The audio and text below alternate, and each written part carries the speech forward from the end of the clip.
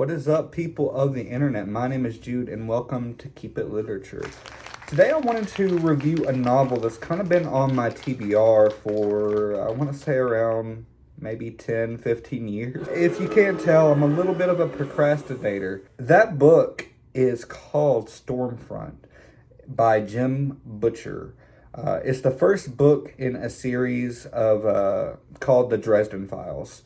And I think the original Stormfront was published in 2000, so this series has had time to have plenty of books added to it, and I've been putting it off. One of the reasons is I've heard that the first couple of books aren't that good, and I have to say I honestly regret that I didn't read this earlier. It's a fun read. It's a very fun popcorn read. As you'll come to find out about me, I love popcorn reads. I love stuff that I can slam it down, read it, get it done, and just enjoy the story for what it is. And that's essentially what Jim Butcher does in Stormfront, the first Dresden File book. But a lot of people said it was weak, and coming fresh out of it, I don't know why that sentiment is. Maybe I will come to find out as I read later into the series and get to know Jim Butcher as an author and watch his prose develop as I continue through the Dresden Files. But honestly, as it is, I loved Stormfront. It's a good, fun read. I actually listened to it on Audible, and it was narrated by Spike from Buffy the Vampire Slayer. He does a phenomenal job just immersing you into the mind of Harry Dresden. The way I was described these books was that it's kind of like Angel and Buffy mixed with Constantine, and I can see it. That's actually, when I heard it described that way, that's what made me pick up the book. And I will go ahead and reinforce that sentiment. If you are a fan of Constantine, this is a book for you.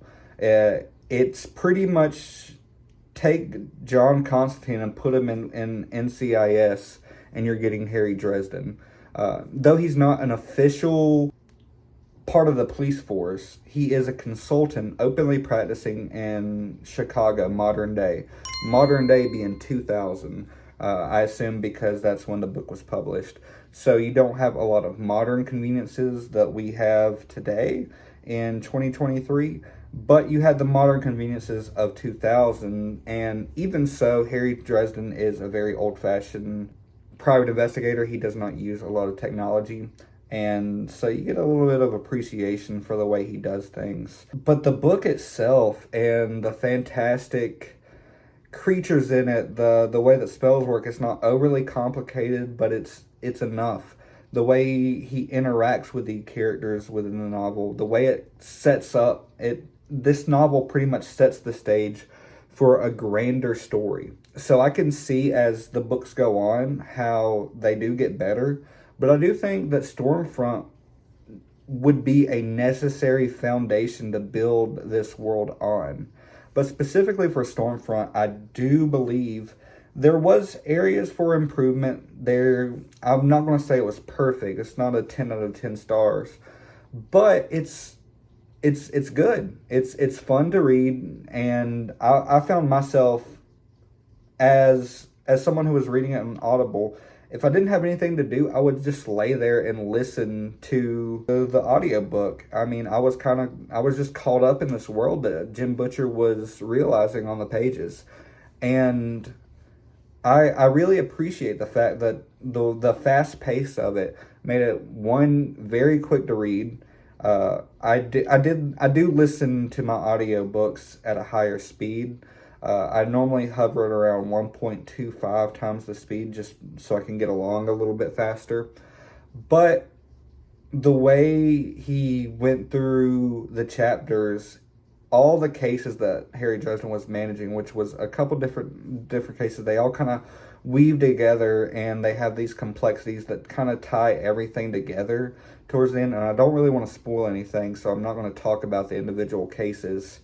But there was some twists and turns, and it really felt like I was watching NCIS, where you go through the case beats, you go through the setup, you go through the investigation, you go through the conflict resolution, and there's a lot of complexities that are interwoven with Harry Dresden's backstory, such as an organization known as the White Council, which governs over all magic, and you have good wizards, you have bad wizards, and you have Harry Dresden, who doesn't really fit into either or.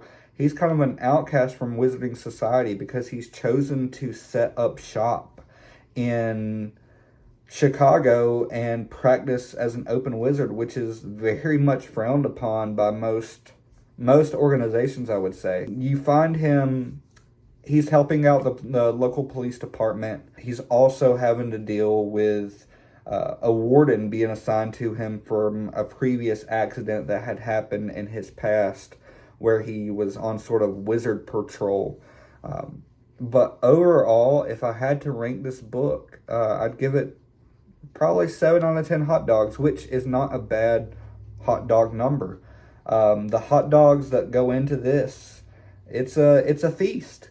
I really enjoyed the complex dealings with morals, power, what's good and what's bad, and how to kind of walk the dotted line.